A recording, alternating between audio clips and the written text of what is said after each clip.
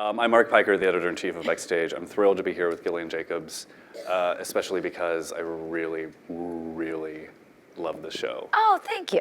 And I say that, and sometimes I don't mean it, but I really mean it this time. I can feel it. I can feel that it's real. And I love the show, and I love you on the show, and one of the reasons, and I want to get into how everything happened for you, but first I'm going to throw compliments at you. Oh, all right. One of the things myself emotionally. that I love most about you, and this episode is a prime example, is the word uncompromising gets tossed around a lot when it comes to performances. But with you, it's really apt because this is a really uncompromising performance where you never ask for the audience's sympathy, and you never try to soften her hard edges, and you are willing to kind of look like a mess and be unsympathetic and be a terrible person. But you have that. But you have this innate core of niceness to you that makes us keep watching her and kind of rooting for her to get her shit together and kind of find a focus in her life. And I'm curious what you thought when you read the first script. Yeah, I think all those things that you said are very nice. And I really embraced that philosophy, I think, working on Community, because I felt like the journey of that character, Britta, if I had sort of pulled away from her, becoming the butt of the jokes of the group and going from being the reasonable, sort of audience surrogate to the worst, it would have really done me no good and the character no good and the show no good. So I really embraced the fact that you can't worry about being likable, and you should really be truthful to who the character is in that moment and trust in the writers that they're crafting an overall arc, which is going to keep people on the journey. So when I read these first couple of scripts for Love, I thought it was such a tremendous opportunity for me as an actress, and not the sort of part that comes along every day. No. And I'd done indie films my earliest movies had been very dark, serious dramas, far more bleak than this show. And so for me, it kind of felt like a sort of return to that, but with some of the comedy and the sweetness of, having worked on a sitcom for 6 years. So it felt like a kind of melding of the two in a nice way. How did you first get involved? Did you have to audition? Did they call? Do you just take meetings now? Well, this is one of those rare jobs where I didn't have to audition, which was incredible. Oh yeah. Yes. Thank you, guys. As I fly to LA on Thursday to audition again, it never stops. But this was a really nice moment where I think Paul Rust had been thinking about me for this part, and it lined up that they were putting this project together around the same time that Community was canceled by NBC, our first time being canceled, and so I was free, and they were putting the show together, and I got that great phone call that you always want to get, which is Judd Apatow wants to meet with you, and it turned into this show. What's it like, because I assume that you have routines for auditions, or you have some kind of mindset that you go into when you have to go into a room and you understand what the process is going to be. What's it like to just meet Judd Apatow for coffee? Intimidating, but then he's nice and a normal person and puts you at ease. But I walked in so nervous, and of course got there way too early and walked around the block 15 times. But he was lovely and very to the point about hey, I've been working on this thing, and we think you'd be right for this part. And I was like, oh, okay. I'd just been cast on Girls, and I didn't know if it had something to do with girls, or I wasn't sure as to why. No one told me why he wanted to meet with me. So it was sort of the best case scenario of a meeting like that. Because you have a lot of general meetings in your life as an actor, and a lot of them don't ever really lead to anything. So one that comes along with an actual job, I take those meetings every day of the week. How many scripts did you get? I think I read one. And then maybe shortly thereafter, the second script. But then it was a while. Then this was before they had taken it to Netflix or anything. So first they attached me, and then they took it sort of as a package to the networks. And so then it was a while before I heard, oh, they sold it to Netflix. And then, then they got a writer's room together and started writing scripts. And then I read more scripts, but that was months later. And in the meantime, Community was picked up for a 6th season by Yahoo, so I was worried for a moment that that would preclude me being able to do Love, so they had to work out the scheduling on that, and thankfully it all worked out, so I went almost straight from the 6th season of Community into Love. Did you ever have any inkling that you would at one point have so much work that you would have to worry about scheduling all of it? Oh, it always works out that way. You can be unemployed, and as soon as, unemployed for months, and as soon as you get one job, you get a second job that conflicts terribly. And my manager, Jill, is here, who has worked out many scheduling miracles for me over the years. And it always, it's the same thing if you want to book a job, schedule a vacation. As soon as you buy the plane tickets, you will get an acting job. Yeah, without fail. Well, I'm curious, how many people have seen the entire series? Oh, wow. Thank you very much. So those of you who have seen the series know that the very first episode is very different from the rest of the series. And so I'm curious what your thoughts were when you were reading that first episode and then read the second episode. Well, the first episode really is setting up these two people very separately from each other, and they don't meet until the last really scenes of the first episode. So you see my character coming out of a terrible relationship, Gus coming out of a bad relationship, and really sort of stacking the deck of what these people are up against in their lives. So, I think pilots are one of the trickiest things to do, but I thought it established these two people really beautifully. And then it's really fun because the second episode is just the two of us hanging out for an entire day. Yeah. And me in a one-piece bathing suit with some really stiff vintage jeans. I thought it was really nice to really get a fully realized three-dimensional view of these two characters, which often, can take a while in a series to sort of get a 360 view of people.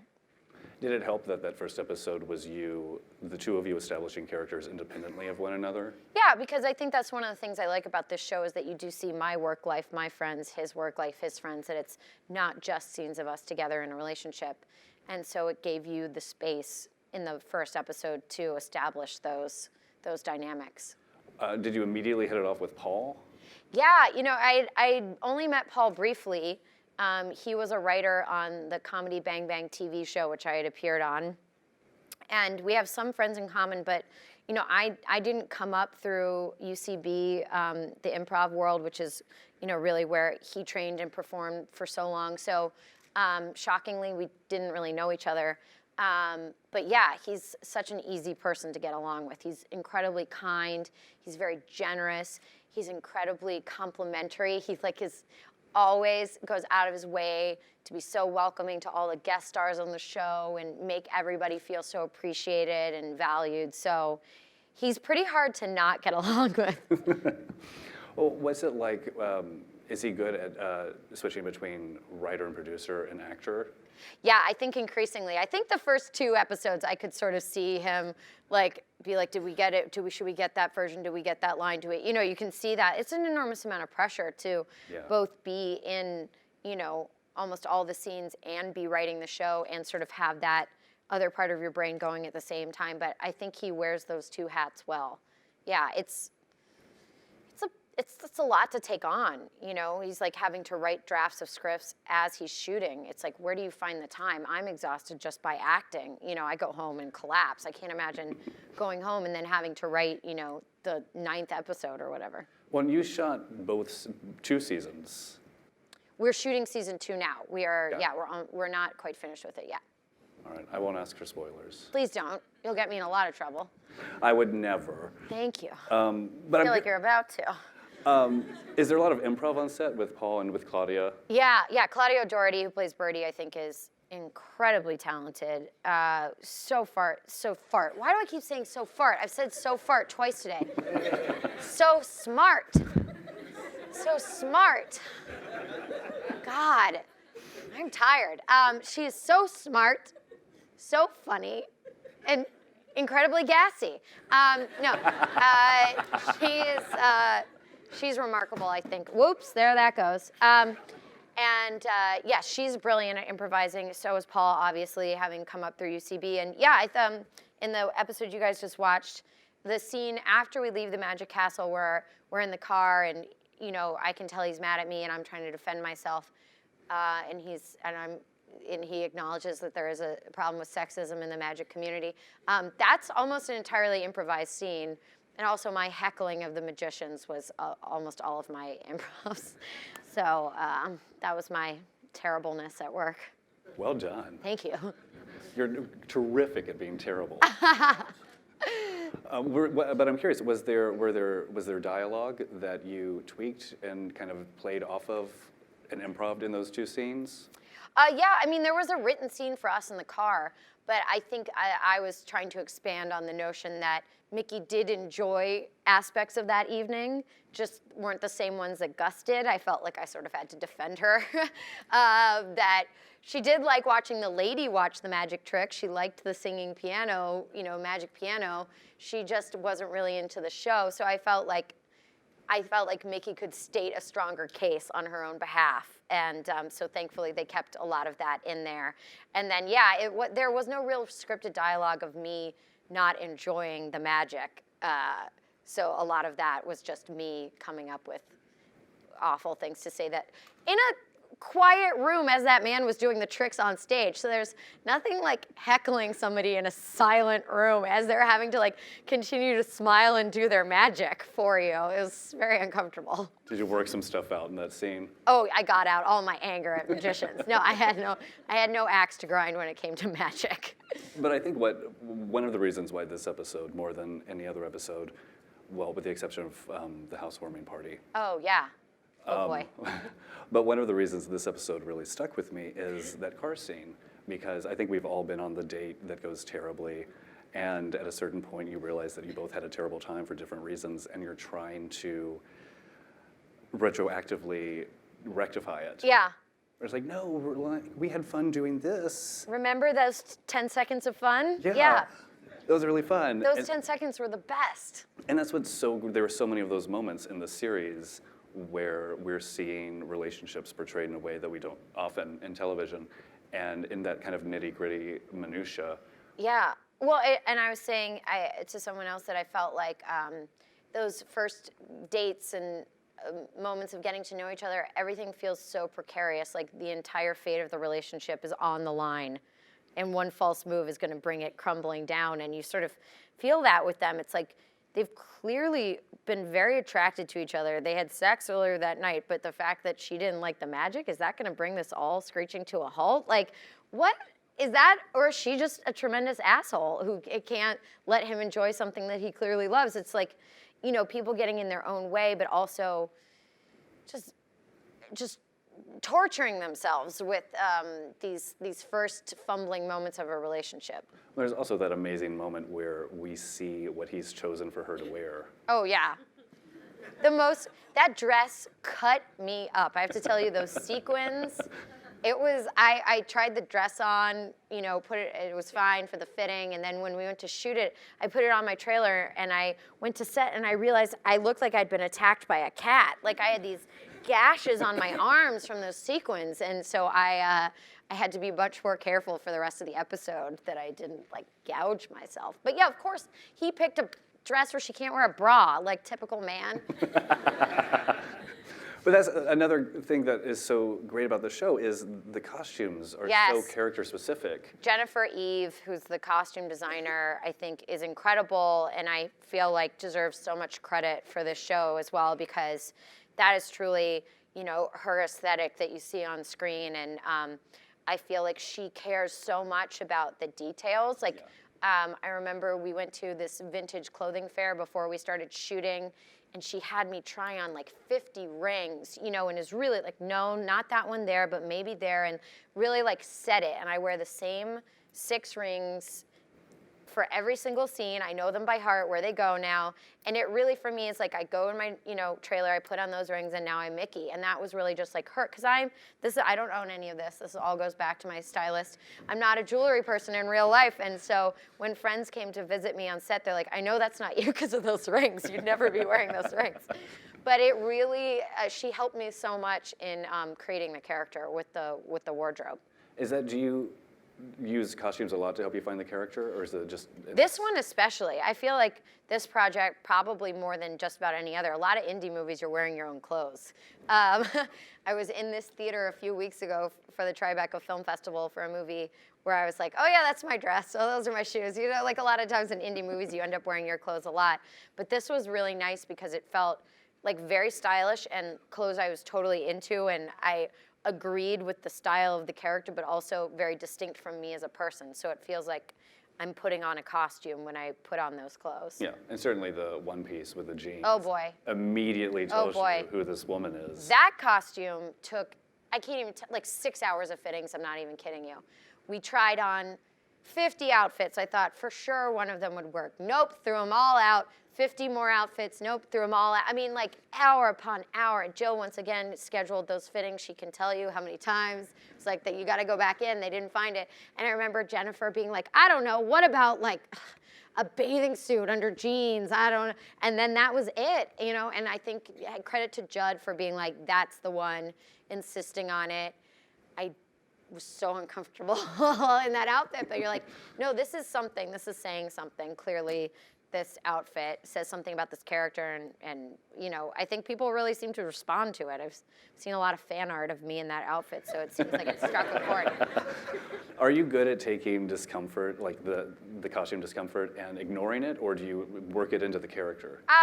Mickey is not as uncomfortable as I am in that outfit. So she's like hungover, but not really feeling the atomic wedgie in the way that I was. You know, I try to keep my belly aching to myself, but I'm sure I complained a lot. Because, I mean, I was wearing that outfit for, I feel like two and a half weeks, yeah. How long are you shooting an episode? Over a week and a half, which is a real luxury coming from network, you know, where you have 5 days. Not that we ever finished an episode of Community in 5 days, but on paper we were supposed to. We'd be like, have days where we'd picking up scenes from 3 episodes, and we had an episode, it was a timelines episode from our 3rd season where it's like all these potential timelines. Yeah. And yes, yeah, we were shooting that episode up until the week it aired. I remember like days before it was on TV, they're like, go put on 304, we gotta pick up a scene in Troy and Abed's apartment. It'd be like 2 in the morning, you'd be shooting another completely other episode. They'd be like, you and Abed have a scene, go put on that outfit. I was so sick of that shirt by the end of it. Yeah, that one, it took us so long to finish because there were just so many pieces to it. How do you pick up in the middle of some other scene, some other episode, and go back? I don't know. You just develop these skills. You know, it's just like whatever the job demands of you, you learn how to do it. Like we had a day recently on Love where they said to me at lunch, we're supposed to shoot 1 more scene after lunch, but what if we shot 4? Those 3 scenes we're supposed to shoot tomorrow, and I think we can block shoot them and just finish the episode today. And I was like, great. Just like, read the sides. You're like, okay, let's go. It's just, you know, you develop muscles, you know, and that's the real benefit of putting in years on a TV show is that you develop these abilities that I never had before, where you're sort of unflappable. You're like, well, weather, inclement weather, we got to shoot something else. Sure, fine, whatever. Give me the costume. I'll learn the lines. Let's go. It's like, you just got to be able to roll with the punches. You know, so much is out of your control. Well, what do you wish that you'd known on the first day of Community, just about making TV? Oh, golly. Oh, so much. How to nap in my trailer. Yeah, that would have been a useful skill. It took me so long to learn how to nap. I didn't know what I was in for. That was like my first big job, and for a lot of us, it was our first big job, and we didn't really know how a normal TV show worked, so we didn't realize how abnormal we were. And we'd be, you know, driving home Saturday morning with the sun up, having worked all night, and then it's so infamous, like what easy hours Modern Family works, and the crew would love to tell us that Modern Family was already going home for the day at like 1 p.m. They'd be like, the PAs on Modern Family are wondering if they can come over and pick up some hours on Community because they're already done for the day and we've just started. So it was like we didn't know any better until, you know, you hear rumblings from the crew of like, this isn't how this is supposed to go. And you're like, oh, I guess this is weird. But yeah, I mean, that was, you know, but that was like, we were so passionate about the show. We were so committed to it. It really felt like a labor of love for us as a cast that we would have done anything for it. But yeah, to learn how to nap, I guess it would have been great. I mean, that's just good life advice. That's great life advice. Teach yourself how to sleep on planes. I'm still working on that one. I just mastered it. You did? It has changed my life. What's the trick? Oh, you can't say here? All right, copy that. Wow, way to put me on the spot. No, we can talk about it later. It's it's just prayer. Sure. You just pray to fall asleep and Just then it happens. drink a lot of water. I don't know what you're talking about. I don't know. But going back to love, I'm curious because you have kind of the luxury of this big shooting schedule. Yeah. How do you prepare for each episode, knowing that you might at any moment be called to do? How do I prepare? I don't know. I feel like a lot of that I've sort of internalized. I was saying that to someone that I went to college with, that some part of your training you realize becomes unconscious, where you don't even realize that you've asked yourself those questions when you're approaching a scene. But I think just try and figure out, I feel like I spend a lot of time trying to track Mickey emotionally, where she is, how she's feeling about everything, what her opinion is on the circumstance.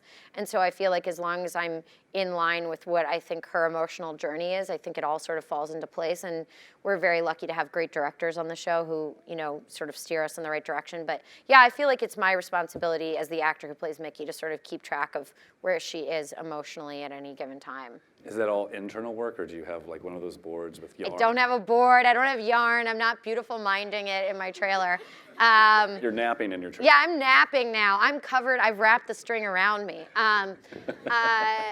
No, I feel like I have a pretty. The only thing is, the second season we've shot a lot of episodes out of order for various boring logistical reasons, so that can get kind of tricky. But it's great when your co-star is also the writer of the show, that you can be like, remind me of where we are now, and I can very easily say to him, like, how long did I date that ex? Where, how old was I when my parents got divorced? He's an immediate, in the scene resource with me for any questions that I have about the character or my backstory, which is great. Do you do a lot of work on backstories just in general? Yeah, sure, why not? Yeah, I think so. I mean, especially with this character, I don't know every moment of her life, but I feel like I know the big milestones of her life. But there's still little things that come up where you're like, how long did I date, my ex that you see me with at the beginning of the show?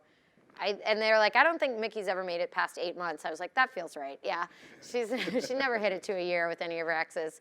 But it, sometimes it's like with TV, they will put things out, to give characters color, or because it gives like a scene, great dialogue. Like, they mentioned brothers of mine in the pilot of Community, which never appeared in the entire show. It totally dropped.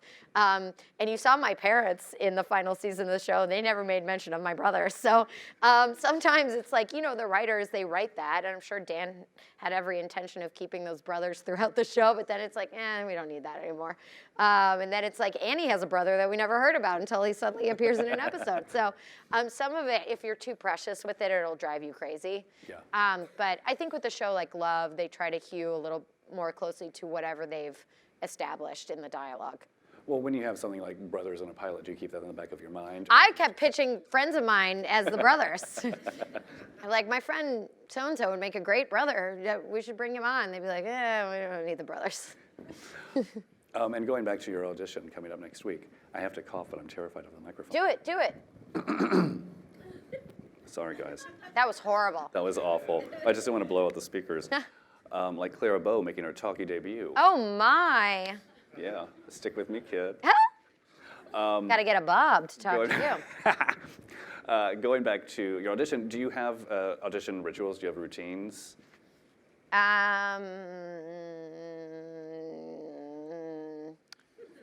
Feel bad about yourself, feel great about yourself, feel bad about yourself, feel great about it. Yeah, it's just like stuck in that endless cycle. I don't know, people talk about beta blockers. I've never tried it. Maybe it would help. I don't feel like, I used to get so nervous that my knees would literally shake and my vision would go out of focus. So thankfully that hasn't happened in a while. Oh, that's great. Yeah, that's good. That's a positive step. Yeah. Not really, no. I don't have a lot of routines. It's no, it's also just nicer when the casting directors know who you are. Yeah. It's a lot nicer when you walk in a room and you feel like they're inclined to like you rather than having to, start at zero and prove yourself. So hopefully they'll bring you back for another project. So I feel less like resistance coming into rooms now. I still might not get the job, but you know, people are on the whole nicer. What was that first experience like when you walk into the room and they know your work? Oh, it was shocking. Yeah, like, I remember I was doing a play off of Broadway, and At the Rattlestick? at the Rattlestick. I do my research. At the Rattlestick. And I got a nice review, and I remember going into an audition, and the director had read that review and complimented me on it. I was like, still didn't get that job, but it was certainly nice. Or maybe I got that job and I was recast. I don't remember. Keep looking at Jill like she remembers all. She's going to tell you in sign language. Yeah. And we're running out of time, so okay, last sorry. question. Please, you're fantastic. Okay. Last question, how did you get your SAG-AFTRA card? I was Taft-Hartley'd on The Book of Daniel, which was a short-lived NBC show where they were very bummed that they had to Taft-Hartley me. But I remember, like, I'd been up for a part in this movie, was it called Fur, that movie about Deanne Arbus and I wasn't SAG, and so they were like, we can't cast you because you're not SAG. And so I remember we were trying to figure out maybe I could do extra work in commercials or what we could do to get me a SAG card, and it was like a huge barrier at that point in my career that I felt like was really in between me and getting these parts. Because they were like, we have to have this many SAG actors, and we can only like Taft-Hartley this number of people, and we're not going to do it for you. So it was a huge deal. I remember when I got my SAG card, and it felt like it opened up a lot of doors for me, and that was no longer, you know, this hurdle I had to cross. Yeah. So thank you, Book of Daniel. Great cast on that show. I played Ellen Burstyn's niece, and Aidan Quinn, Allison Pill, Garrett Dillahunt, Dylan Baker, a lot of really great actors on that show that was very quickly canceled by NBC. I mean, that's not a bad... It was an incredible cast. It was like the creator of the show was just having a field day casting like his favorite New York theater actors on a TV show. He's like, why not? Why not Dylan Burstyn? Of course, you know. So I got to work with all these amazing people right off the bat on that show. That was kind of a really great first job to have. Learn a lot, you know, just about being on a TV show. And now think of all the people who get to work with the amazing you. Oh, yes, that's what they're going home saying. Yeah. I'm sure they are saying that. Sure. No, we've been very lucky. The supporting cast on this show is so great, and I think so many people are giving such great performances, like Bobby Lee, who, you know, most people think of as a stand-up comedian or from Mad TV, and I feel like he's so great on the show, and it's so exciting to be in scenes with him and see him get to do this different sort of character, and Brett Gelman, who, you know, I've known and loved for a long time, to get to work with him, and Carrie Kinney, who's a hero of mine, who plays my neighbor on the show. Yes. Oh my God, Reno 911 was one of my absolute favorite shows. And I'm so excited that she is on the show. So it's just an embarrassment of riches. No, and it's an amazing show, and I can't say enough nice things about it. I really love it. Thank you. And you are so fantastic. If you haven't seen the entire series, watch the entire series. It's brutal but funny and really fantastic. And that's all the time we have tonight. So thank you guys for coming. Thank you so much for coming. Thank you so much for having me.